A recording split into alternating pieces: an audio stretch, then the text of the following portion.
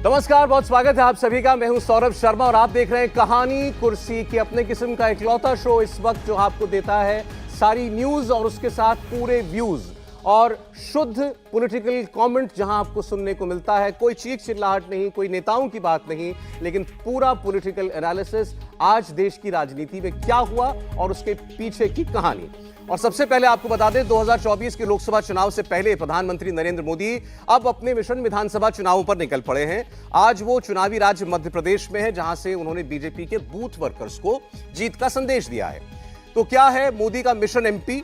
Prime minister ने कार्यकर्ताओं को क्या मंत्र दिया, मध्य प्रदेश की जनता को क्या तोहफा दिया, और शिवराज वर्सेस कमलनाथ की जंग में वोटर इस वक्त किसके साथ कितना दिखाई दे रहा है, ये सारी बातें करेंगे। लेकिन पहले आज के वो 4 मुद्दे जिन पर बात होने जा रही है आपको दिखाते हैं। सबसे पहले कहानी कुर्सी की में आज आपके सामने सबसे पहले बात हम मध्य प्रदेश की ही करेंगे, जहां प्रधानमंत्री नरेंद्र मोदी मौजूद हैं।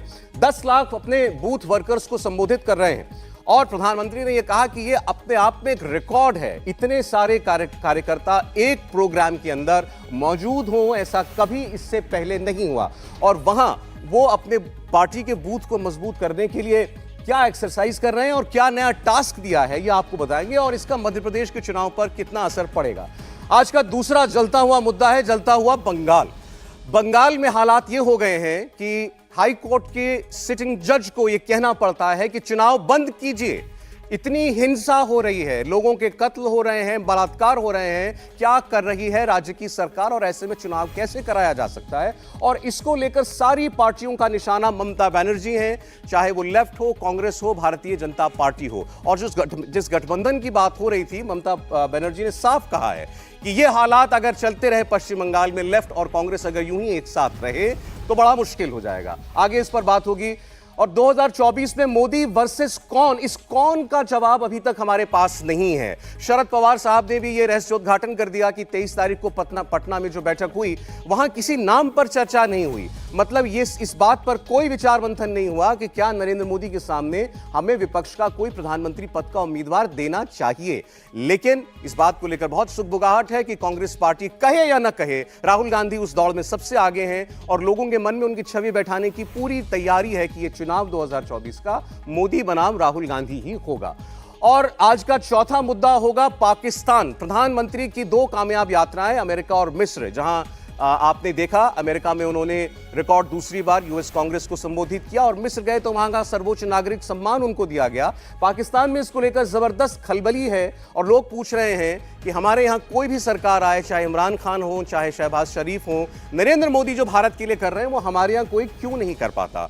और वहां पहली बार ऐसा हुआ कि सेना ने अपने टॉप जनरलों, टॉप अफसरों के खिलाफ मुकदमे दर्ज किए हैं और माना जा रहा है। जर्नलिस्ट हैं हर्षवर्धन जी, स्वागत है आपका। विनोद अग्निहोत्री जी अपने पूरे अनुभव के साथ आपको बताते हैं भारतीय राजनीति के वो किस्से जो आपको कहीं और सुनने को नहीं मिलते। और आरती टिक्कू सिंह जी आज पहली बार हमारे इस प्रोग्राम में आई हैं। आरती, मैं उम्मीद करता हूं प्रोग्राम आपको अच्छा लगे और लोगों की भी ये राय थी कि भाई हमें ये जानना है कि हमारे देश की खास तौर पर जो महिला पत्रकार हैं उनकी क्या राय है देश की राजनीति के ऊपर। और आपको बता दें, एक इस वक्त जो खबर आ रही है, यूनिफॉर्म सिविल कोड पर प्रधानमंत्री का एक बयान आया है। यह बहुत इंपॉर्टेंट स्टेटमेंट होगा उनका। प्रधानमंत्री ने कहा कि एक घर में 2 कानून नहीं चल सकते, एक घर के अंदर 2 कानून नहीं चलेंगे। यूनिफॉर्म सिविल कोड पर बोले हैं प्रधानमंत्री नरेंद्र मोदी। यूसीसी पर लोगों को भड़काया जा रहा है, यह भी कहा है प्रधानमंत्री ने। इसके अलावा उन्होंने कहा सुप्रीम कोर्ट बार बार कह चुका है कि समान नागरिक संहिता लाइए। प्रधानमंत्री ने कहा कि दोहरी व्यवस्था से देश कैसे चलेगा ये सोचना पड़ेगा। कुछ लोग तुष्टीकरण की राजनीति कर रहे हैं, 3 तलाक की वकालत करने वाले वोट बैंक के भूखे हैं, ये कहा है प्रधानमंत्री ने। और साथ ही ये भी कि मुस्लिम बेटियां अब बीजेपी के साथ हैं क्योंकि भारतीय जनता पार्टी की सरकार ट्रिपल तलाक के खिलाफ कानून लेकर के आई। आइए सुनते हैं प्रधानमंत्री की ये बड़ी स्टेटमेंट यूनिफॉर्म सिविल कोड पर। कि यूनिफॉर्म सिविल कोड के नाम पर ऐसे लोगों को भड़काने का काम हो रहा है।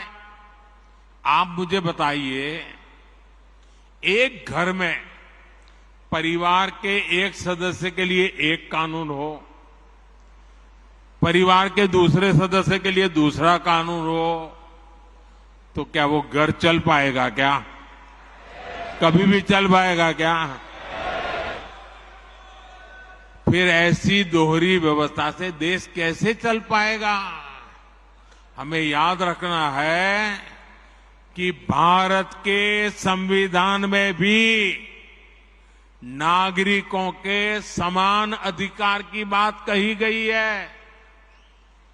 साथियों, ये लोग हम पर आरोप लगाते हैं, लेकिन सच ये है कि यही लोग मुसलमान करते हैं।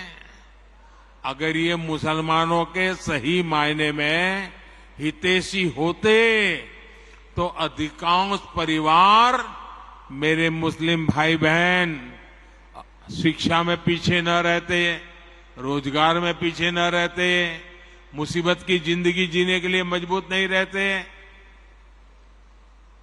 और सुप्रीम कोर्ट ने बार बार कहा है, सुप्रीम कोर्ट डंडा मारती है, कह रही है कॉमन सिविल कोड लाओ, लेकिन ये वोट बैंक के भूखे लोग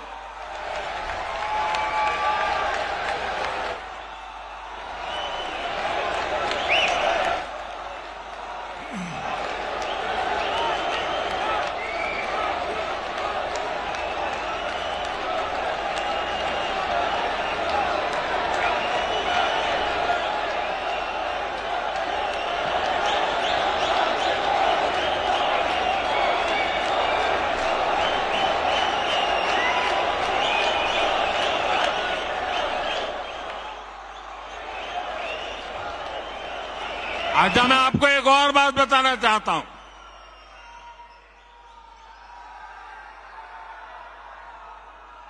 अगर आप हमारे मुसलमान भाई बहनों की तरफ देखोगे, और मैं देखता हूं कि जो हमारे पसमानदा मुसलमान भाई बहन हैं, ये वोट बैंक की राजनीति करने वालों ने हमारे जो पसमानदा मुसलमान भाई बहन हैं, उनका तो जीना भी मुश्किल करके रखा हुआ है। वो तो तबाह हो गए, उनको कोई फायदा नहीं मिला है। वे कष्ट में गुजारा करते हैं, उनकी आवाज सुनने के लिए कोई तैयार नहीं है।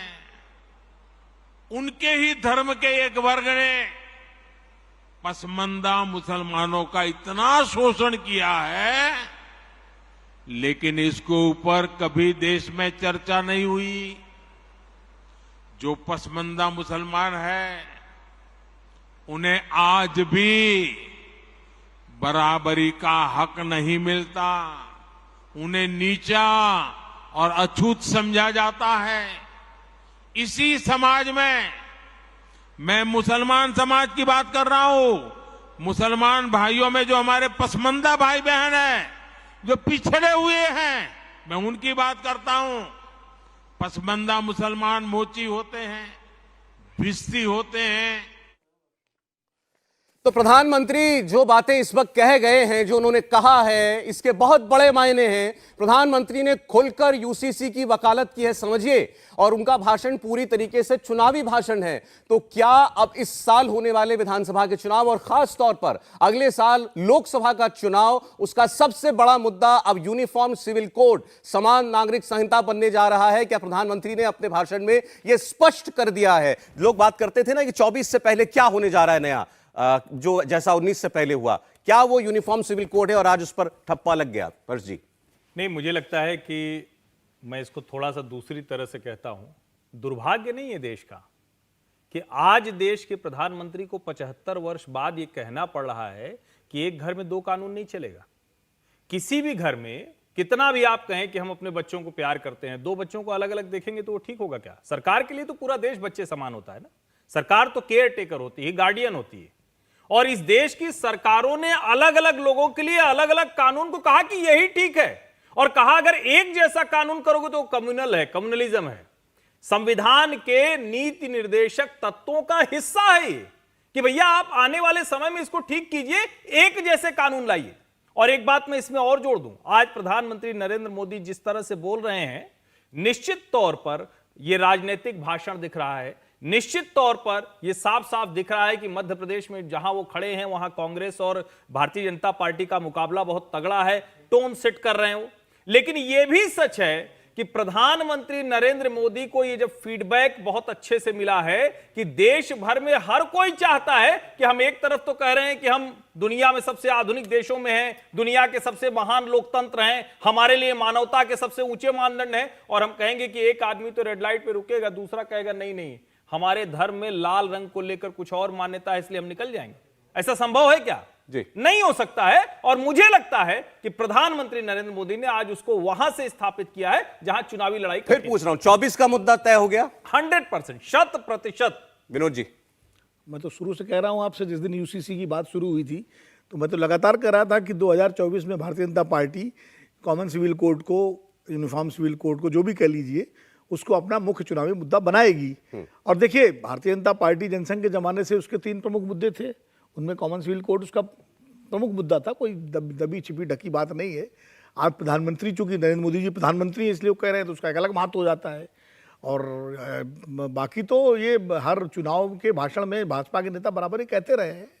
लेकिन एक फर्क करना पड़ेगा, देखना पड़ेगा ये कि कॉमन सिविल कोड आए, इसके को लेकर के भाई संविधान में भी नीति निर्देशक तत्वों में इसको रखा गया है और ये लागू किया जाए, लेकिन वो चुनावी मुद्दा बने या ईमानदारी से लाने की कोशिश की जाए। अगर लाने की कोशिश की जाए तो अभी सरकार में आप हैं, 8-9 महीने आपके सरकार में बाकी है, आप कंसल्टेशन हो ही रहा है। दोनों काम क्यों नहीं हो सकते एक साथ? भाई हमारे देश में तो मुद्दा तो हुआ, राजनीति तो होगी। नहीं, राजनीति यूसीसी में वो राजनीति भी होगी और इम्प्लीमेंट भी होगी। राजनीति ही होगी, इम्प्लीमेंट नहीं होगा। एक सेकंड हर्षवर्धन जी, आप तो नियम तोड़ देते हैं। हमारे इस कार्यक्रम का नियम ये है कि एक दूसरे को बोलने बात पूरी हो गई, इसलिए मैंने कहा कि जोड़। देखिए, राजनीति तो होगी ही, और राजनीति इसलिए होगी क्योंकि ये शुरू से राजनीतिक मुद्दा रहा है। अगर ये ऐसा कोई, जब राम मंदिर के मुद्दे पर राजनीति हुई, इस पर राजनीति हुई, मंडल के मुद्दे पर राजनीति हुई, तो राजनीति तो इस देश में हर मुद्दे पर होती है, इस पर भी होगी। लेकिन मेरा कहना है कि अगर वाकई गंभीर है सरकार और गंभीर होना चाहिए, तो इस पर कंसल्टेशन तमाम सारे राजनीतिक दलों से करे, सरकार पहल करे, और उस मुद्दे को लाने के लिए जो एक ईमानदार कोशिश होती है वो की जानी चाहिए। थोड़ा सी इसकी पृष्ठभूमि अभी हमारे हाल की तो है। आप देखिए, लॉ कमीशन ने यूनिफॉर्म सिविल कोड पर अपना ड्राफ्ट तैयार कर लिया, अब ये चंद हफ्ते पुरानी खबर है, और उस पर उन्होंने जनता की राय मांगी हुई है। अभी वो प्रक्रिया चल रही है। 21वां लॉ कमीशन 2018 का, उसकी भी एक रिपोर्ट है, और उसने कहा था कि इसकी कोई आवश्यकता नहीं है, जस्टिस चौहान, लेकिन वो भी इसी सरकार के समय था, और इस लॉ कमीशन ने 1 महीने का समय दिया है कंसल्टेशन के लिए। मुझे लगता है इसमें थोड़ा हमारे कान तो तभी खड़े हो गए थे। हाँ, भाई ये नया लॉ कमीशन नया ड्राफ्ट लेकर के आ रहा है, पिछला कह चुका है, जरूरत नहीं है, ये वाला कह रहा है। देखिए, उत्तराखंड में जो ड्राफ्ट तैयार हुआ है और वो ड्राफ्ट लॉ कमीशन को सबमिट कर दिया गया है, ठीक है, तो लगभग उसी से मिलता जुलता ड्राफ्ट तैयार हो रहा है। 24 का चुनाव हो रहा है इस मुद्दे पर, 24 का चुनाव इस मुद्दे पे ही होगा, यूसीसी पर। भारतीय जनता पार्टी इस मुद्दे को लेके आएगी। राम मंदिर प्लस यूसीसी, राम मंदिर जनवरी में खुल जाएगा, राम मंदिर का उद्घाटन हो जाएगा 22-23 जनवरी को आपका हिसाब से। तो ये मुद्दा होगा, 2-3 मुद्दे होंगे बीजेपी के। यूसीसी प्रमुख मुद्दा होगा, दूसरा नरेंद्र मोदी जी की जो वैश्विक छवि है, जो अमेरिका यात्रा से बनी है, और उसके बाद जो G20 के बाद जो बनेगी, तो वो दोनों को क्लब करके भारतीय जनता पार्टी चुनाव में जाएगी। आरती, प्रधानमंत्री ने यूसीसी पर इससे पहले कोई ऐसा स्टेटमेंट दिया मुझे नहीं याद आता, लेकिन हमें यह भी याद रखना चाहिए कि हमारे देश में सीए एनआरसी भी करने की कोशिश हुई थी। उसके बाद क्या हुआ? सरकार को ही विरोध झेलने के बाद उस पूरे मुद्दे को जो है कोल्ड बॉक्स में डाल देना पड़ा था। आज तक उसके नियम फरीम नहीं हो पाए हैं, 3 साल हो गए उस बात को, और अब प्रधानमंत्री ने यूसीसी की बात कही है। आपको लग रहा है कि अब ये सरकार जुटकर इस पर लगने वाली है? देखिए, बहुत ज़रूरी है कि हम प्रधानमंत्री का जो स्टेटमेंट है यूसीसी पे, उसको बहुत बारीकी से समझे और देखें। पहली बात तो वो जो बात कर रहे हैं यूसीसी की, वो एकता की बात कर रहे हैं। वो कह रहे हैं कि 2 सिस्टम्स, 2 व्यवस्थाएं नहीं चल सकती। एक घर में, एक मुल्क में ये 2 लॉज नहीं चल सकते हैं। और वो बराबर उन्होंने जो बात कही है, मुसलमान बेटियां, पसमानदा कम्युनिटी, और वो कह रहे हैं कि सबको, हिंदू मुसलमान सबको इकट्ठे एक ही लॉ के अंडर वो देखना चाहते हैं। वो उनका विजन भी है, वो पार्टी का भी विजन है, और वो ये मुद्दा तो आज की डेट में तय हो गया कि 24 जो है यूसीसी पे ही लड़ा जाएगा। क्योंकि जो कांग्रेस की रणनीति रही है, वो सीए पे रही हो, एनआरसी पे रही हो, वो 370 पे रही हो, जो पिछले 5 साल के बड़े बड़े मुद्दे, प्राइम मिनिस्टर की जो इंटरनेशनल लेवल पे एक जो छवि बनी है, उसके अलावा जो ये बड़े बड़े मुद्दे हैं, ये कहीं जाएंगे नहीं। ये तो चुनाव में बिल्कुल डिस्कस होंगे, क्योंकि ये टर्निंग पॉइंट्स है देश के इतिहास में। तो ये कांग्रेस की ये रणनीति रहेगी कि जो उन्होंने पोलराइजेशन की, कम्युनलाइजेशन की, जो कम्युनल पॉलिटिक्स जो खेली है इन सारे मुद्दों पे, आप कोई भी इशू उठा लीजिए, और उसमें अपने आप को चैंपियन दिखाया है कंजर्वेटिव मुस्लिम्स का, या जो मुल्ला है, मौलवी है, जो पूरे समाज को जकड़े हुए हैं अपने वर्जन ऑफ इस्लाम में, वहां पे प्राइम मिनिस्टर जो है एक प्रोग्रेसिव सोसाइटी की बात कर रहे हैं, एकता की बात कर रहे हैं, और कांग्रेस इसको बिल्कुल अलग दिशा में लेके जाएंगे। वो ये तो हमारे यहाँ बहस होगी अब कि कम्युनल क्या है। यूसीसी की बात करना कम्युनल है या उनके साथ खड़े रहना, जैसे आपने कहा मुल्ला मौलवियों के साथ, जो चाहते हैं कि हमारे कानून, हमारे नियम, जो धार्मिक आजादी है के नाम पर वो चलते रहे, भले उसमें किसी का शोषण होता रहे। एक सवाल लेकिन ये प्रधानमंत्री ने आज सेट कर दिया, हमारे तीनों एक्सपर्ट्स का मानना ये है कि ये मुद्दा 2024 के लिए तय हो गया, यूनिफॉर्म सिविल कोड का। जैसा मैंने बीच में कहा था, क्या इसका हश्र सीएए एनआरसी जैसा तो नहीं हो जाएगा? ये भी क्योंकि बात थी, हमारे यहां चर्चा थी कि जितने राज्यों में इंप्लीमेंट करने की कोशिश हो रही है, आसाम में हो रहा हो, गुजरात में हो रहा हो, उसमें सबसे आगे उत्तराखंड है, वहां तो चीफ मिनिस्टर ने कहा कि जल्द हम लागू कर देंगे। कि वो तरीका ठीक था, या प्रधानमंत्री कह रहे हैं तो केंद्र की तरफ से आएगा? नहीं सौरभ जी, सबसे पहले तो ये मुझे लगता है कि हम लोगों को भारतीय जनता पार्टी और प्रधानमंत्री जो कह रहे हैं उस पर आशंका जताना कम करना चाहिए। जो मैं विनोद जी कह रहे थे तो मैं रोक रहा था, बाद में विनोद जी ने ही उसका जवाब दे दिया। उन्होंने कहा कि 370 है, राम मंदिर है। भारतीय जनता पार्टी जो कह रही है, जो उसका जो पॉलिटिकल नरेशन है, और जब वो गवर्नमेंट में आती है तो जो उसका पॉलिसी एक्शन है, दोनों रिलेटेड है, दोनों अलग अलग नहीं होता है। अब ये सही है कि प्रधानमंत्री नरेंद्र मोदी 2015 में कहते हैं कि हम किसानों की आमदनी दोगुना कर देंगे, वो कृषि कानून लेकर आते हैं। हर पार्टी ने कहा था, लेकिन सारी पार्टियों ने राजनीति की।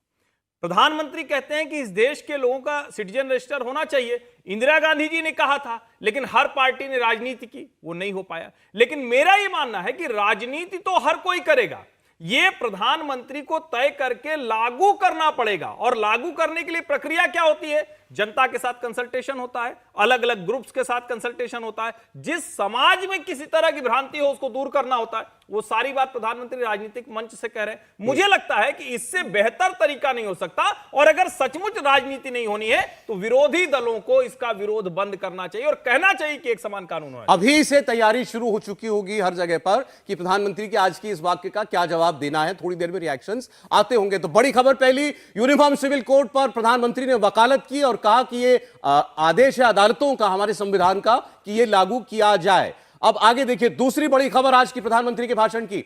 पटना में विपक्ष की जो मीटिंग हुई उस पर भी उन्होंने आज सवाल खड़े किए, हमला बोला। उन्होंने कहा विपक्ष मतलब घोटालों की गारंटी, फोटो खिंचवाने के लिए मीटिंग हुई, हर घोटालेबाज पर एक्शन की गारंटी है, गरीबों को जिन्होंने लूटा उनका हिसाब हम करेंगे, और जेल की सलाखें देखकर जुगलबंदी हो रही है, उनका यह कहना है। और खुद कहा अपने लिए कि मोदी का मतलब कार्रवाई की गारंटी होता है, देश को लूटने वालों का हिसाब तो होगा ही। सुनिए। 2024 के चुनाव में भाजपा को वापस लाने का मन बना लिया है।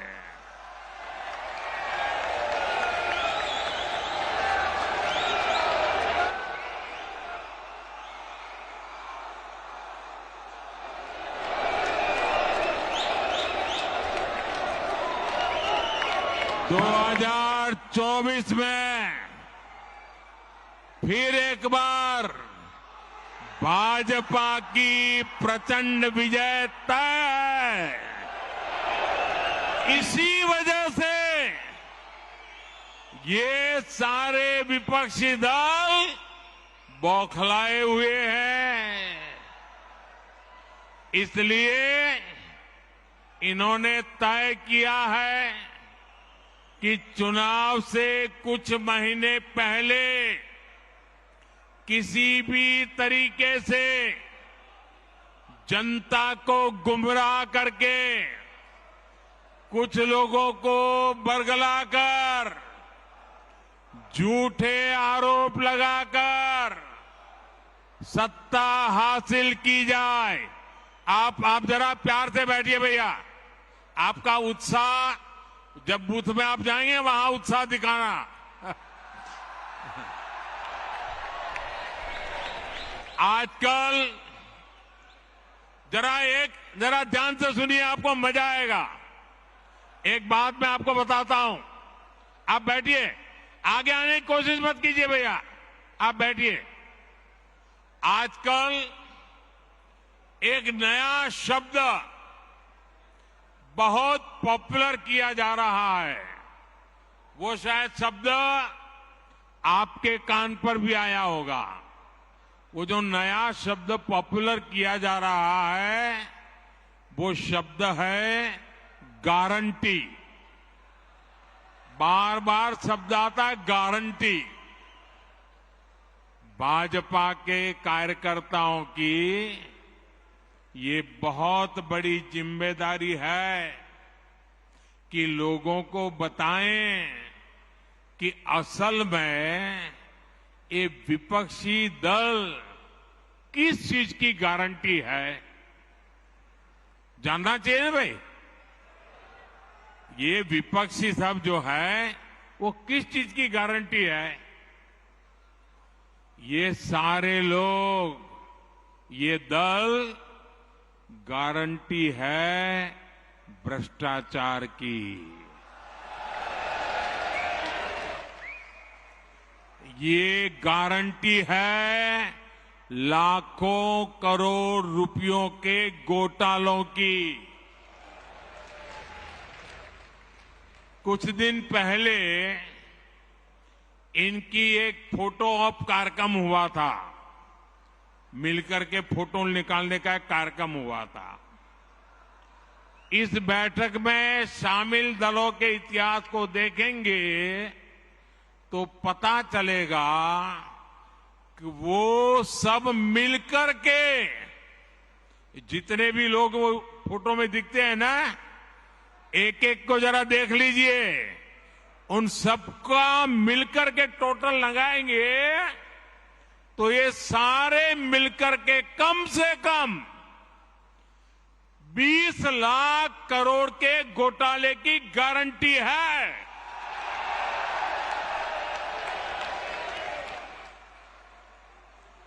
और कांग्रेस का घोटाला ही अकेले लाखों करोड़ों का है।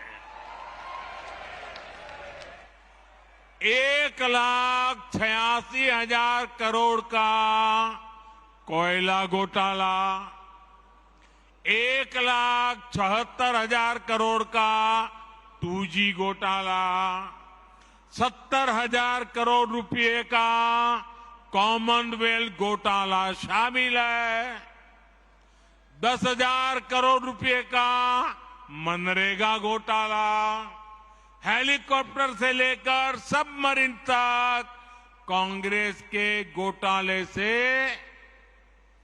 कोई ऐसा क्षेत्र नहीं है जो कांग्रेस के घोटाले की हाथ का शिकार न हुआ हो।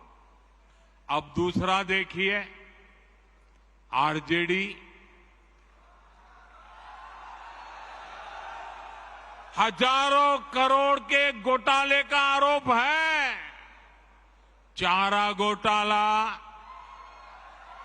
अलकतरा घोटाला, पशुपालन शेड घोटाला, बाढ़ राहत घोटाला।